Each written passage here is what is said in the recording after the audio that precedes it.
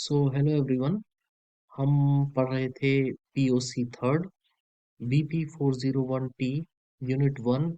और इसमें हम पढ़ रहे थे स्टीरियो आइसोमेरिज्म। अब तक की दो क्लासेस में हम लोगों ने सबसे पहले वीडियो में स्टीरियो आइसोमेरिज्म का इंट्रोडक्शन किया था, डेफिनेशन देखी थी। डेफिनेशन के बाद हमने देखे थे कि स्टीरियो आइसोमेरिज्म कितने टाइप के होते हैं। उसके बाद उनके एग्जाम्पल्स देखे थे, कॉन्फ़िगरेशनल एंड कन्फॉर्मेशनल आइसोमेरिज्म, जिसमें कॉन्फ़िगरेशनल आइसोमेरिज्म में ज्योमेट्रिकल और ऑप्टिकल के नाम हमने पढ़े थे। सेकंड क्लास में हमने ऑप्टिकल एक्टिविटी के बारे में पढ़ा था, जिसमें हमने पोलैरीमीटर के बारे में जाना था। साथ ही हमने एंगल ऑफ रोटेशन क्या होता है और स्पेसिफिक एंगल ऑफ रोटेशन क्या होता है, इसके बारे में हमने जाना था। उसी क्रम में यूनिट वन में हम आज पढ़ेंगे एक नया टॉपिक जिसको कहते हैं कायरलिटी। तो कायरलिटी क्या होता है इसको समझते हैं। कायरलिटी को दो अलग अलग और नामों से जाना जाता है। एक कहते हैं डिसिमेट्री,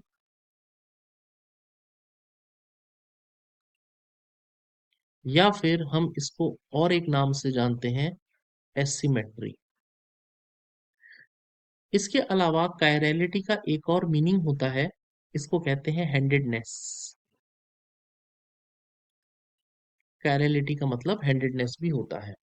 ये सब क्या है, इसको बताने से पहले एक छोटी सी हिस्ट्री देना चाहूंगा ऑप्टिकल आइसोमेरिज्म के बारे में।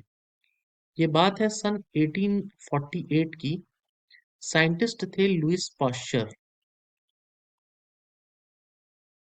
आप जानते होंगे, काफी फेमस नाम है साइंस की दुनिया में लुइस पाश्चर का। तो लुइस पाश्चर ने एक केमिकल था जिसका नाम था सोडियम अमोनियम टार्ट्रेट। क्या नाम बोला मैंने? Sodium ammonium tartrate. इसका कंसंट्रेटेड सॉल्यूशन लिया। ठीक है, इसका कंसंट्रेटेड सॉल्यूशन लिया और उस सॉल्यूशन को क्रिस्टलाइज किया, मतलब उस सॉल्यूशंस में से क्रिस्टल्स निकाले सोडियम अमोनियम टार्टरेट के। ठीक है, तो उन्होंने इसके सोडियम अमोनियम टार्टरेट के क्रिस्टल्स निकाले। जब उन्होंने ये करा तो उन्होंने ये पाया कि ये जो क्रिस्टल्स होते हैं ये दो टाइप के होते हैं। ये उन्हें दो टाइप के दिखे बाय देयर अपीयरेंस। तो एक हो गया ए टाइप के क्रिस्टल्स और दूसरा हो गया बी टाइप के क्रिस्टल्स। जब उन्होंने इन क्रिस्टल्स के सॉल्यूशंस बनाए और उनकी ऑप्टिकल एक्टिविटी चेक करी, उनको पोलैरीमीटर में डाला, उनको पता चला कि एक सॉल्यूशन जो है डेक्सोरोटेटरी है, यानी कि वो प्लेन पोलराइज्ड लाइट को राइट की तरफ मोड़ता है। वेर एज जो दूसरा क्रिस्टल्स हैं उनका सॉल्यूशन बनाया और उनको पोलैरीमीटर में डाल के चेक करा, तो वो लिवो रोटेटरी पाए गए। इस तरीके से उन्होंने फर्स्ट टाइम ऑप्टिकल एक्टिविटी को ऑब्जर्व किया और यहाँ से उनको ये पता लगा कि ऑप्टिकल आइसोमर्स होते हैं और ये स्टीरियो आइसोमर की कैटेगरी में आते हैं। फिर इसके बाद अगला प्रश्न मन में जो आया वो ये था कि ये ऑप्टिकल एक्टिविटी किसी कंपाउंड के अंदर किस रीजन के वजह से आ रही है। ठीक है, तो नेक्स्ट क्वेश्चन जो उनके दिमाग में आया वो था, what is the reason for optical activity. ठीक है, किसी मॉलिक्यूल के अंदर ऐसे क्या फीचर है जिसकी वजह से हम उसको देख के बता सकते हैं कि ये कंपाउंड ऑप्टिकली एक्टिव है या नहीं है। तो जब उन्होंने ध्यान से देखा, गौर करा, केमिस्ट्री देखी, तो उनको पता लगा कि असल में जो भी ऑप्टिकली एक्टिव कंपाउंड है उनमें एक कार्बन एटम होगा जो कि टेट्राहेड्रल होगा। तो ये कार्बन एटम था जो उस ऑप्टिकल एक्टिविटी के लिए रिस्पॉन्सिबल उनको देखने को मिला। जिस कार्बन एटम की मैं बात कर रहा हूँ वो टेट्राहेड्रल शेप में था, और आप जानते हैं कि यदि कोई कार्बन टेट्राहेड्रल शेप में होता है तो उसका हाइब्रिडाइजेशन होता है sp3। sp3 हाइब्रिडाइजेशन का मतलब है कि ये कार्बन जो है चार सिंगल बॉन्ड बना रहा है। इसमें से दो बॉन्ड प्लेन पर है, वेर एज एक बॉन्ड जो है प्लेन के नीचे की ओर बिलो द प्लेन जा रहा है और एक बॉन्ड अबव द प्लेन हमारी ओर आ रहा है। इस चित्र को समझिए कि जो भी कोई टेट्राहेड्रल कार्बन है उसके चार बॉन्ड होंगे। दो बॉन्ड जो ये आप बिल्कुल सिंपल सॉलिड लाइन में देख रहे हैं, ये दो बॉन्ड प्लेन के ऊपर है, जैसे आप कॉपी के ऊपर पेन से लिखते हैं। बाकी का दूसरा बॉन्ड आपकी ओर आ रहा है, आपके मुंह की तरफ आ रहा है। और ये जो डॉटेड है, जिसको हम डैश कहते हैं, ये कॉपी के प्लेन के अंदर की ओर जा रहा है, आपसे अवे जा रहा है। जब आप इनके हेड्स को मिलाते हैं, जब आप इनके हेड को मिलाते हैं इस तरीके से, लाइक दिस, तो आपको एक टेट्राहेड्रॉन का शेप मिलता है। इस वजह से sp3 hybridised carbon tetrahedral shape में माना जाता है। तो ये टेट्राहेड्रॉन कुछ ऐसा है कि ये जो चार बॉन्ड है और इनसे जुड़े हुए चार एटम, मान लीजिए ए, बी, सी और डी, ये जो चार एटम होंगे, ये टेट्राहेड्रॉन के कॉर्नर पर पाए जाएंगे और कार्बन उस टेट्राहेड्रॉन के जस्ट बीच के अंदर पाया जाता है। ऐसा होता है टेट्राहेड्रल कार्बन। तो टेट्राहेड्रल कार्बन sp3 हाइब्रिडाइज्ड है, और sp3 हाइब्रिडाइज्ड कार्बन चार सिंगल बॉन्ड के द्वारा चार एटम से जुड़ा हुआ रहता है। और जब उन्होंने देखा ऑप्टिकल एक्टिविटी, तो उन्हें पाया गया कि उसके अंदर एक कार्बन एटम है जो कि टेट्राहेड्रल है। ठीक है। एक बगल में आप यहाँ पे देख सकते हैं, ये वाला चित्र आप देखिए, तो आपको समझ में आएगा कि ये एक टेट्राहेड्रल कार्बन है। जो चित्र अभी अभी मैंने ये वाला बनाया था, उसको आप यहाँ पर चेक करके समझ सकते हैं कि ये किस तरीके का शेप मैं दे रहा हूँ, ये और इसके नीचे वाला। अब यहाँ पर कोई भी एटम्स जुड़े हुए हो सकते हैं। इसको और बेहतर रूप से समझने के लिए मैंने आपके सामने एक 3D शेप भी रखा है, जिसमें ये वाला एटम हमारा कार्बन का एटम है।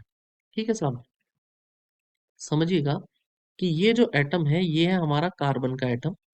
और इस कार्बन एटम से, जो से मान लीजिए ये वाला एटम ए और ये वाला एटम बी जुड़ा है, ये आपके बोर्ड के प्लेन पर है, जैसे आपने कॉपी के ऊपर बना रखे हैं।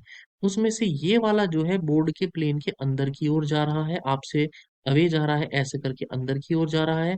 जबकि ये वाला जो है, जो कि वेज शेप में है इस तरीके से, ये वाला बाहर की ओर आ रहा है, यानी कि आपकी ओर, बाहर की ओर आ रहा है। तो आई होप आप इस चित्र से समझ गए होंगे कि एक टेट्राहेड्रल कार्बन का शेप कैसा होता है।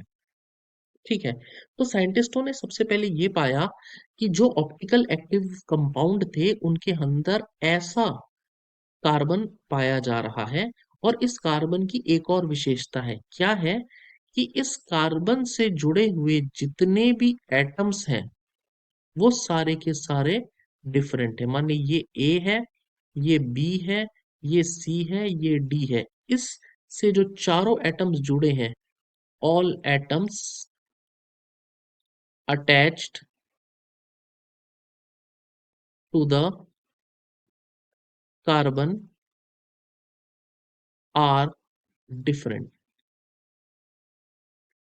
तो जब इस कार्बन से जुड़े हुए चारों के चारों एटम्स जो है वो डिफरेंट पाए जा रहे हैं, उस समय पर ही ऑप्टिकल एक्टिविटी देखने को मिल रही है। ऐसा कार्बन कहलाता है कायरल कार्बन। ऐसे कार्बन को हम कायरल कार्बन के नाम से जानते हैं। तो प्लीज समझिए मैंने क्या कहा, आपको एक बार और रिपीट कर रहा हूं आपको याद करवाने के लिए, कि जो टेट्राहेड्रल कार्बन है, उसका जब जब मॉलिक्यूल्स के स्ट्रक्चर देखे गए ऑप्टिकली एक्टिव कंपाउंड के, और ये जानने की कोशिश की गई कि ऐसा क्या खास है इनके स्ट्रक्चर में जिसकी वजह से ऑप्टिकली एक्टिव हो रहे हैं, तो उन्होंने देखा कि एक कार्बन एटम है जो कि टेट्राहेड्रल है, यानी कि sp3 हाइब्रिडाइज्ड है, चार बॉन्ड बना रहा है। और वो जो उस बॉन्ड से जो चार एटम्स हैं, चारों के चारों डिफरेंट है। यदि एक भी एटम रिपीट हुआ, यानी कि चारों के चारों डिफरेंट नहीं हुए, तो फिर वो कायरल एटम, वो जो एटम है वो कायरल नहीं होगा, वो कार्बन कायरल नहीं होगा। और ये पूरा मॉलिक्यूल ऑप्टिकली एक्टिव नहीं होगा।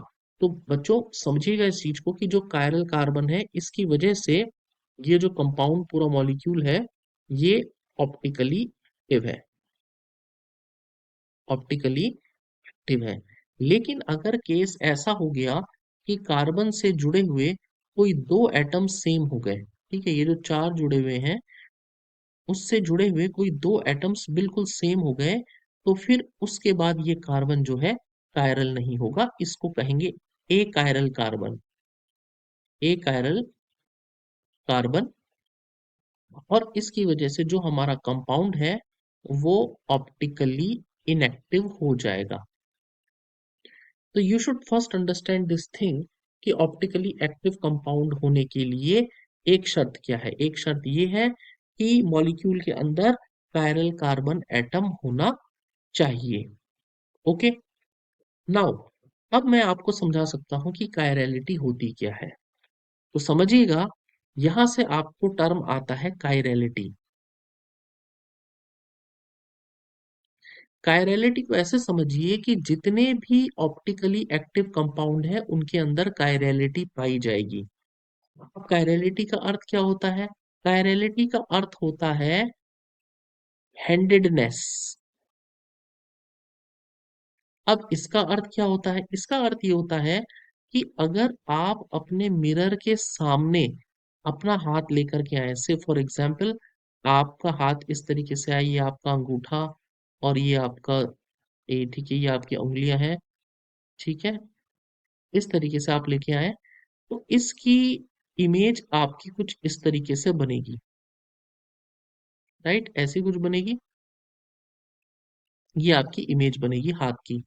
अब ये हाथ की इमेज को, ये ए है और ये इसकी इमेज है बी। अगर आप बी को ए के ऊपर ले जाएंगे तो बी और ए एक दूसरे को ओवरलैप नहीं करेंगे। जैसे ये है मेरा हाथ, आप देख रहे हैं, और मिरर में इसकी इमेज ये बनेगी, और अगर मैं इसको एक दूसरे को एक को ऊपर ले जाऊं तो दोनों एक दूसरे को सुपर इम्पोज नहीं करेंगे। ऐसी इमेजेस को, ऐसे मॉलिक्यूल्स को, ऐसे स्ट्रक्चर्स को हम कहते हैं कायरल। तो क्या बोला मैंने बोला कि एक हाथ दूसरे हाथ के ऊपर नॉन सुपर इम्पोजेबल होता है। तो यानी कि जितने भी मॉलिक्यूल्स कायरल होंगे वो सब अपनी मिरर इमेज के ऊपर सुपर इम्पोजेबल नहीं होंगे। तो कायरलिटी का मतलब होता है non super imposability, non super imposability on the mirror image. ठीक है, तो सबसे पहले आपको इस घटना को समझना पड़ेगा कि कायरलिटी का मतलब क्या है। तो जितने भी ऑप्टिकली एक्टिव कंपाउंड्स हैं वो सब के सब कायरल हैं। जो कायरल है वो अपनी मिरर इमेज के ऊपर सुपर इम्पोजिबल नहीं है। मतलब उनको मिरर के सामने रख दो तो उनकी एक मिरर इमेज बनेगी, और जब मिरर इमेज को उठा करके उनके ऊपर रखेंगे तो दोनों एक दूसरे के ऊपर नहीं बैठेंगे। इस घटना को कहते हैं नॉन सुपर इम्पोजिबिलिटी या फिर कायरलिटी। क्योंकि कायरलिटी का दूसरा अर्थ हैंडेडनेस है। हैंडेडनेस क्योंकि हाथ अपने हाथ के ऊपर सुपर इम्पोजिबल नहीं होता, इसीलिए ये वर्ड यहाँ पर यूज किया गया है। चलिए एक और बात बताते हैं। और लाइफ में बहुत सारे कायरलिटी के एग्जाम्पल्स हैं। जैसे फॉर एग्जाम्पल पी, ये शब्द है, अगर आप इसको मिरर के सामने रखोगे तो कुछ इस तरीके से इसकी इमेज बनेगी, और आप देख रहे हैं जो ए है उसकी इमेज जो बी है, ये एक दूसरे के ऊपर सुपर इम्पोजिबल नहीं होगी। तो यहाँ पर भी नॉन सुपर इम्पोजिबिलिटी पाई जाएगी, यानी कि यहाँ पर क्या पाई जाएगी? कायरलिटी पाई जाएगी। ठीक है, एक एग्जाम्पल और देखते हैं। अगर हम ये ए है, इसको मिरर के सामने रख दें तो इसकी इमेज बनेगी ए। अब ऑब्जेक्ट को, इन दोनों को एक दूसरे के ऊपर ओवरलैप करें तो दोनों आराम से ओवरलैप हो जाएंगे। यहां पर सुपर इम्पोजिबिलिटी पाई जा रही है, और इस सुपर इम्पोजिबिलिटी की वजह से ये कंपाउंड ए कायरल हुआ। तो यहाँ पे कायरलिटी नहीं है, यानी कि आपका जो है कंपाउंड ऑप्टिकली एक्टिव नहीं होगा केमिस्ट्री वाइज। तो प्लीज समझिएगा कि कायरलिटी का अर्थ है अपनी इमेज के ऊपर, अपनी मिरर इमेज के ऊपर ना बैठ पाना, नॉन सुपर इम्पोजिबिलिटी। तो फर्स्ट टू एग्जांपल्स जो मैंने आपको दिए ये कायरल कंपाउंड के हैं, और जो दूसरा एग्जांपल दिया वो ए कायरल कंपाउंड का है। तो ऑप्टिकली एक्टिव कंपाउंड को जब सबसे पहले खोजा गया वैज्ञानिकों द्वारा, तो यही जानने की कोशिश की गई कि हम बिना पोलैरिमीटर में डाले एक बार जस्ट स्ट्रक्चर देख करके क्या बता सकते हैं कि कंपाउंड कायरल है कि या ऑप्टिकली एक्टिव है कि नहीं है। तो उन्होंने कहा कि अगर कोई कंपाउंड ऑप्टिकली एक्टिव होगा तो वो कायरल होगा। कायरल होगा तो अपनी इमेज के ऊपर नहीं बैठेगा, यानी कि नॉन सुपर इम्पोजिबिलिटी होगी। और इस घटना को आप चेक कर सकते हो। ठीक है। उसके बाद उन्होंने ये देखा, अब जानने की कोशिश हुई कि ऐसा कैसे हुआ कि ये कंपाउंड अपनी मिरर इमेज के ऊपर नहीं बैठ रहा, तो उसके पीछे का उत्तर था कायरल कार्बन। कि भाई कोई कंपाउंड कायरल क्यों है, ये ऑर्गेनिक कंपाउंड्स कायरल क्यों आ रहे हैं, क्योंकि इनमें कायरल कार्बन था। और कायरल कार्बन क्या होता है? कायरल कार्बन वो जिसमें ऑल ग्रुप्स, एक टेट्राहेड्रल कार्बन जिसमें ऑल ग्रुप्स जो हैं वो डिफरेंट अटैच्ड होते हैं। अब अपनी इस पूरी बात को हम समराइज कर लेते हैं। देखिए, मैं अपने वीडियो में बार बार, अपने लेक्चर में एक ही टर्म को बार बार रिपीट करता हूँ, सो दैट आपके दिमाग में बैठ जाए। जिस चीज को मैं बार बार रिपीट कर रहा हूँ, अपने दिमाग में समझ लीजिए कि ये बहुत ज्यादा इंपॉर्टेंट है। आपको भी उसे बार बार रिपीट करना है मेरे साथ, ताकि आप लोगों के दिमाग में ये बात बैठ जाए।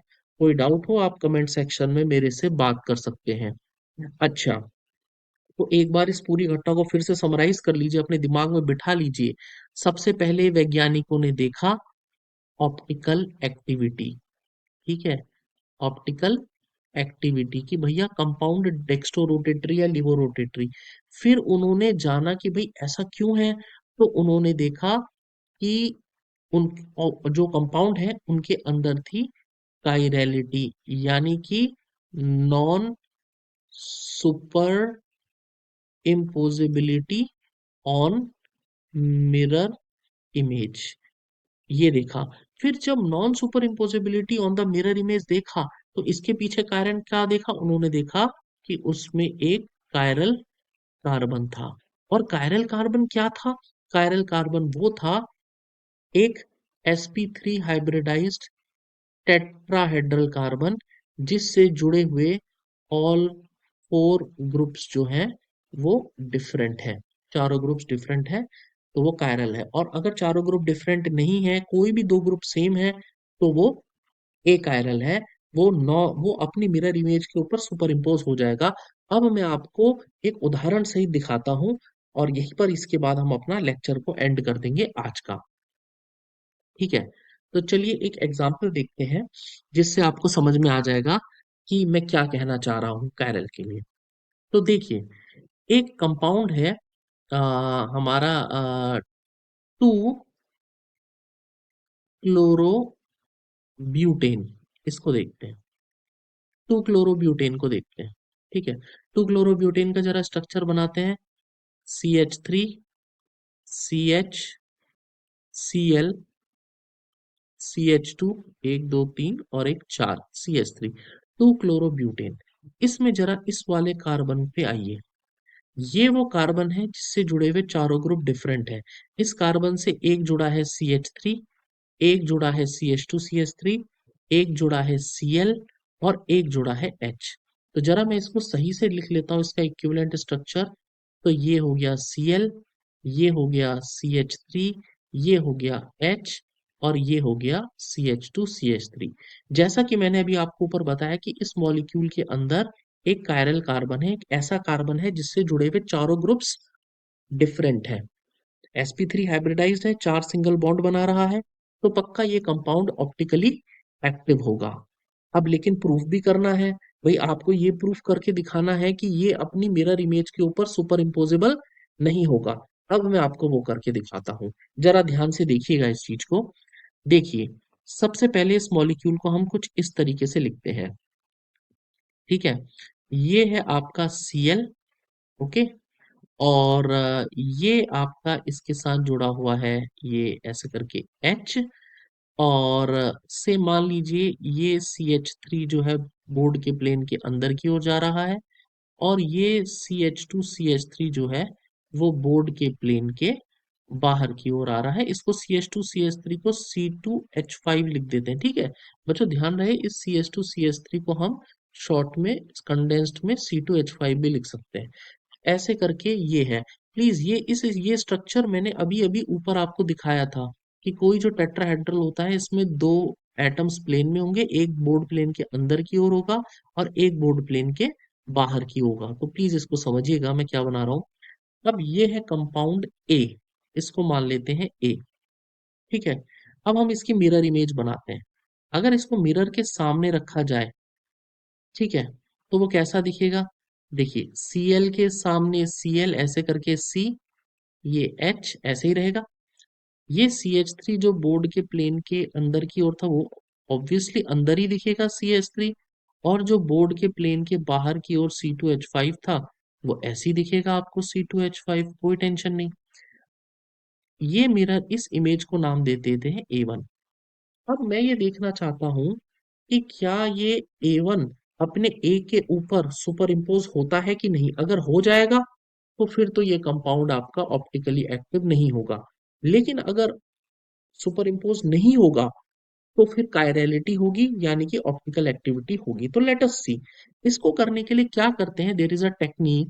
इसमें आप क्या करते हैं, मॉलिक्यूल को 180 डिग्री रोटेट करते हैं। रोटेट कैसा, कि जैसे ये Cl है, इस मॉलिक्यूल को से मान लीजिए आपने पूरा 180 डिग्री ऐसे करके रोटेट कर देना है। तो जब आप रोटेट करेंगे तो आप ये पाएंगे कि Cl घूम करके ऐसे आ गया है ना, और उसका कार्बन ये है। H घूम करके पीछे की तरफ चला गया है। जो C2H5 अभी बाहर की ओर था, अब ये अंदर की ओर चला जाएगा। जरा देखिए, इमेजिन करिए, ये ये Cl है, आप देख रहे हैं, ये H है, लाइक दिस, और ये कोई बाहर की ओर आ रहा है। ठीक है, बस तीन को देखिए। अब जब मैंने इस Cl को, देखिए ये वाला जो Cl है, इसे घुमा के अपोजिट डायरेक्शन में ले गए, राइट, अपोजिट डायरेक्शन में ले गए, तो अब जो बाहर था वो अंदर चला गया। और अब आप समझ सकते हैं कि इस वजह से जो बाहर था C2H5 वो चला गया अंदर, जो अंदर की ओर CH3 था वो आ गया बाहर की तरफ। तो इस तरीके से अब जो 180 डिग्री घुमाने पर A1 जो है वो बन जाएगा A2। अब आप A2 को A1 के ऊपर रख करके देखिए, क्या ये दोनों एक दूसरे के ऊपर मैच कर रहे हैं, ओवरलैप हो रहे हैं। भाई C और Cl और मैच कर जाएगा। ठीक है, ये वाला एक के ऊपर एक आ जाएंगे। CH बॉन्ड के ऊपर आ जाएगा। लेकिन यहाँ पर C2H5 बाहर की ओर है, जबकि यहाँ पर CH3 बाहर की ओर है। जबकि यहाँ पर CH3 अंदर की ओर है, यहाँ पे C2H5 अंदर की ओर है। तो क्लियरली यहाँ पर A and A2 are not superimposable. ठीक है, तो A और A2 जो है they are not superimposable, यानी कि जब मिरर इमेज सुपर इम्पोजेबल नहीं है, यानी कि this implies that A is chiral. A जो है कायरल है, और ए कायरल है, इसके अंदर हैंडेडनेस है। तो this again implies that A is optically active. ठीक है, तो इस तरीके से समझ में आता है कि जो कंपाउंड ऑप्टिकली एक्टिव है वो कायरल है। वो कायरल है तो अपनी मिरर इमेज के ऊपर सुपर इम्पोजेबल नहीं है। बट व्हाट इफ दो ग्रुप सेम हो जाते हैं, उस केस में क्या होगा। सेम ये करके देख लीजिए, आपको समझ में आ जाएगा। चलिए देखते हैं क्या है। अब मान लेते हैं Cl और ये H है। अब मान लीजिए ये मॉलिक्यूल आ, ये बन जाता है 2 क्लोरोप्रोपेन।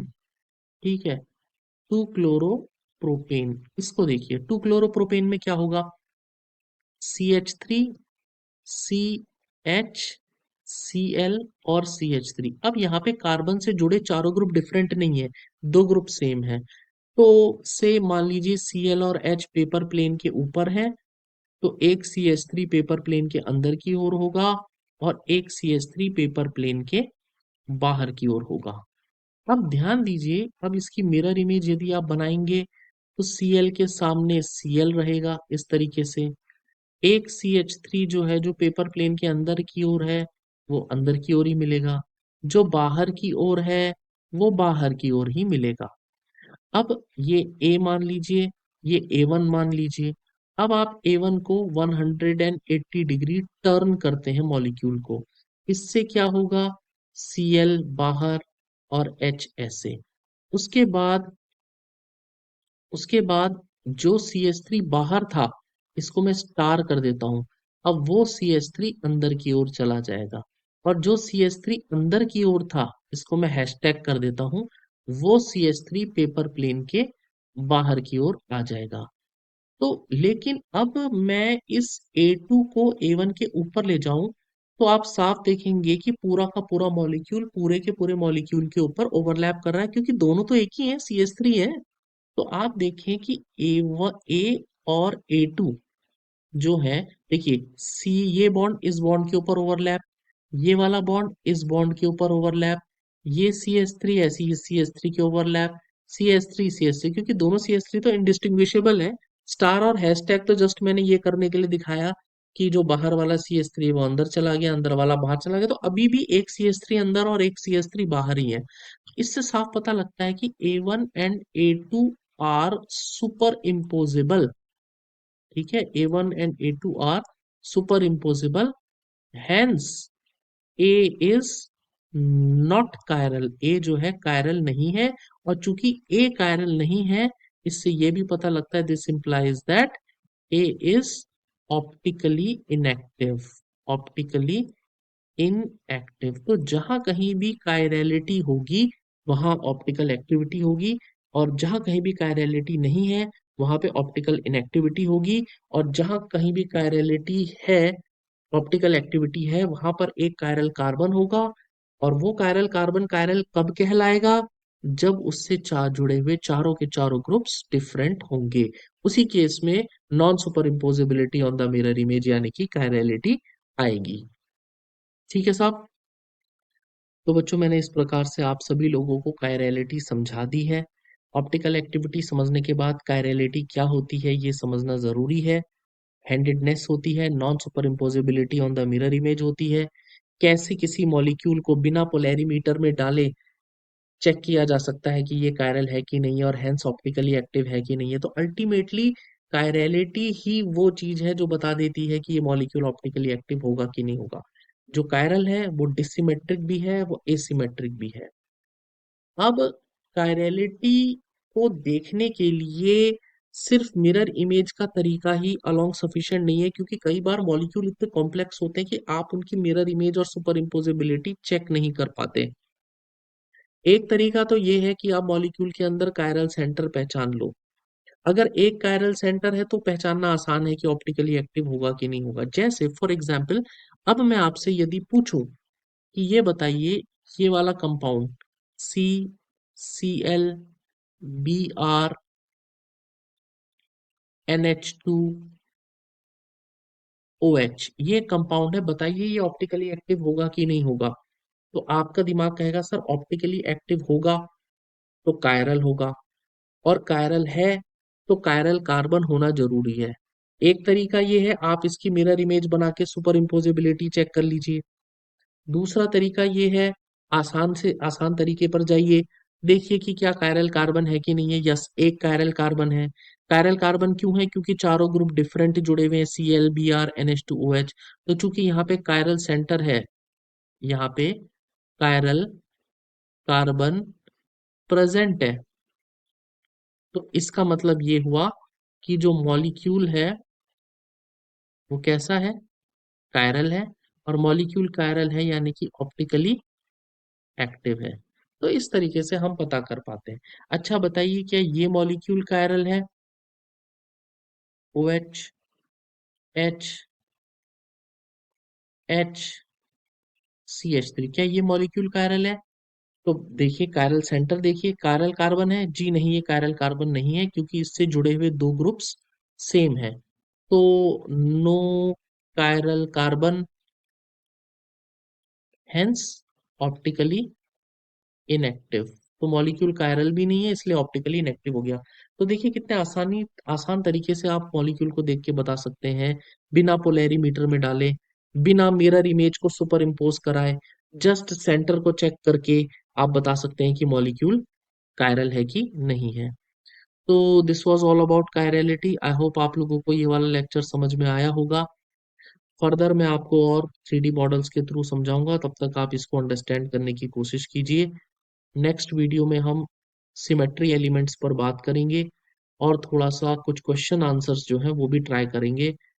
टिल देन आप पुराना रिवीजन कीजिए, पुराने वीडियो लेक्चर्स देख लीजिए, आपको सब समझ में आ जाना चाहिए। नहीं आता, कमेंट सेक्शन में बात कर सकते हैं। ठीक है, तब तक के लिए धन्यवाद। Have a nice day. Take care all of you, bye.